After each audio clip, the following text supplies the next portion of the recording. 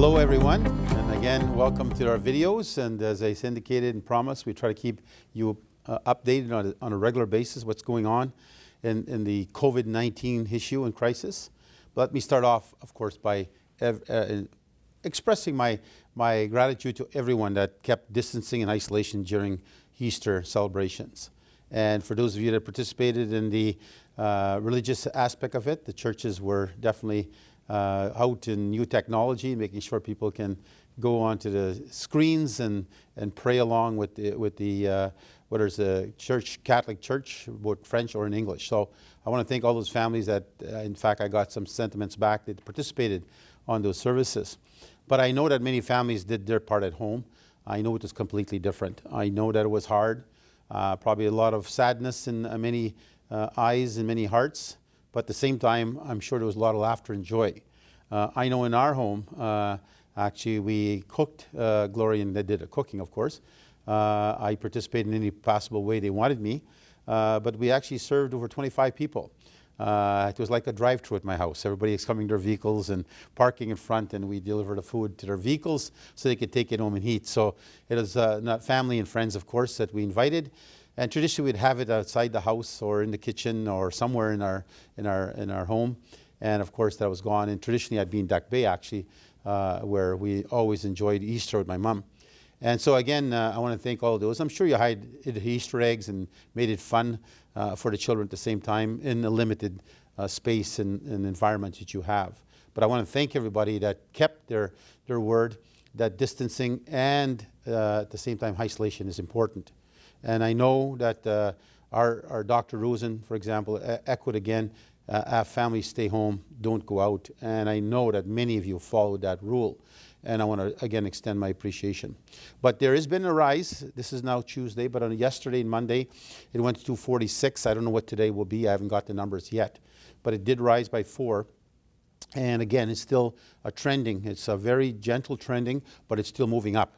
And so we need to be cautious and very careful. As Dr. Rosen stated, we've not yet fully realized whether we're hitting our peak or when are we going to get there if we are going to end up ending into a peak status. So let's be careful and let's keep that movement and that distancing of isolation, again, as an ongoing practice in our everyday lives. So again, I want to thank all of your families that did this. And at the end, that's one way we're going to win this battle. We're going to win it by, and they say that's the right now, without no antivirus mechanism in place, that's the major number one savior is distancing and isolation to keep our families safe. So again, I encourage you to keep that practice, and I know it's hard because it's hard for sure for me and it'd be hard for you.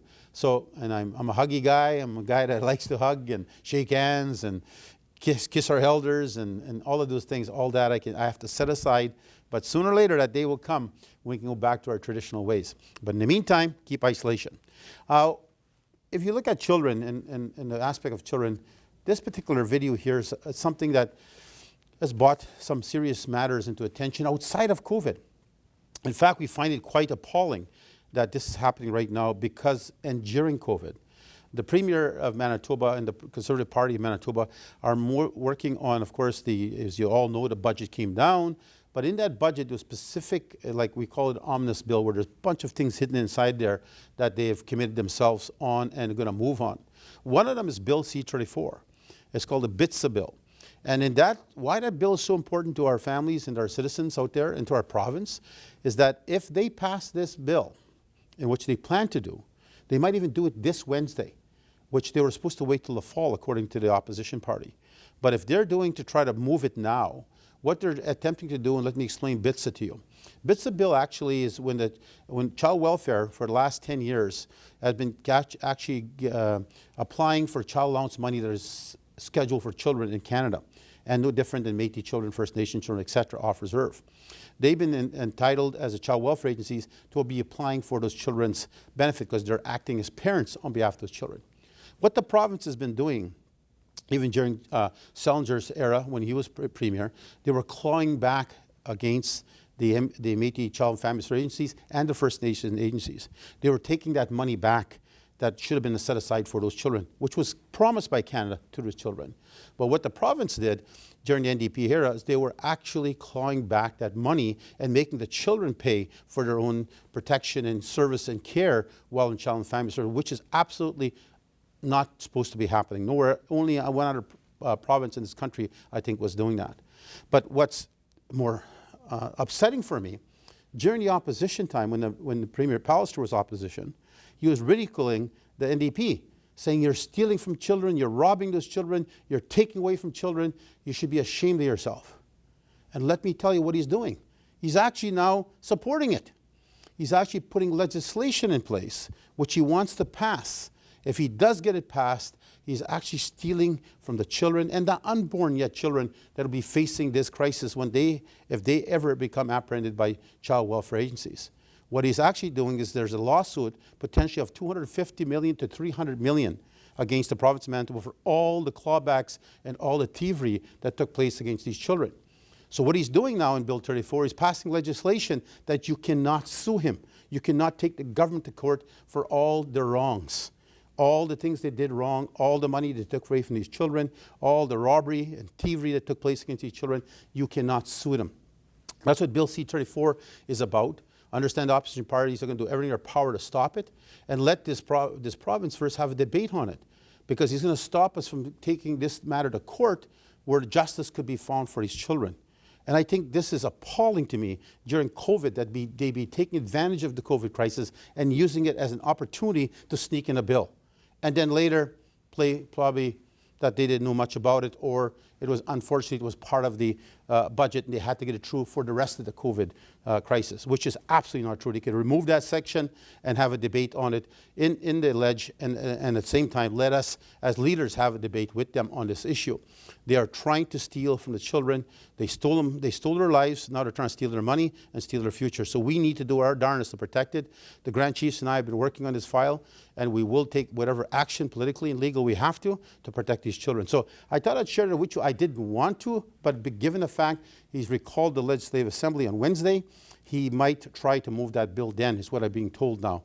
And that really is appalling and should be shameful that this is happening during a COVID crisis. We should focus on protecting lives, helping our families, helping our province, and helping our country during this COVID crisis, not trying to sneak in something in the back door when there's a crisis going on in our backyards. So I thought I'd share that with you because that really is going to have a major effect on the future and on our children. At the same time, looking at how do we move forward as a government, because we still got to be operating and delivering and providing services, not just on COVID, but on operations. As you know, we announced housing. It'll be another video coming this week where Minister Goodon will be announcing homelessness strategy, and he'll also be announcing the future construction of senior homes and other homes in the province of Manitoba. Those videos will be coming up within this week to give you an update of what's going on. So we're still doing business. So I want to thank all those people in our offices that are still working, still providing frontline services, and all the people in hospitals and ambulance and all the rest of the people. Our signs will be going up across the province on that issue. And we want to thank all those people in the front lines that are trying to make a difference in our lives. So again, I thought I'd share this part of the message with you. I'd rather be talking about other strategy we're doing in COVID, but I thought I have to share this Bill 34 to you because this BITSA bill is going to be an unbelievable attack on our children, and we need to do everything in our power to protect them. So with that being said, I want to express again my gratitude to all of those that keep on distancing and isolation as a fundamental practice. It's a new pathway to fighting COVID-19. We've got to maintain and be vigilant about it. We've got to help our families. We've got to help Manitoba families, Canadian families. We all have to work together on this. I believe the Prime Minister said it well. This is for all of us to work together to fight this enemy, this unforeseen enemy. And the only way to save lives, we've got to do our part. Do you know that in the world right now, there's 1,846,680 people affected in the world right now. In Canada, there's 25,552 people affected right now. It's growing. It's growing still rapidly in Canada. So there's over 25,500 people affected in Canada. So we need to look at this and take it seriously and keep on checking our website. keep on coming in, and you'll get updates of everything that's going on. But our programs are working exceptionally well across the province, and I thank all those people for their kind words every day that we serve them, and every day that we talk to them. And I said again over and over, keep distancing, keep isolation. I repeat it over and over and over, because right now that's the only #1 solution we have to fight this enemy. So thank you very much, and enjoy yourselves, and keep on coming and check the videos. They're on a regular basis every day.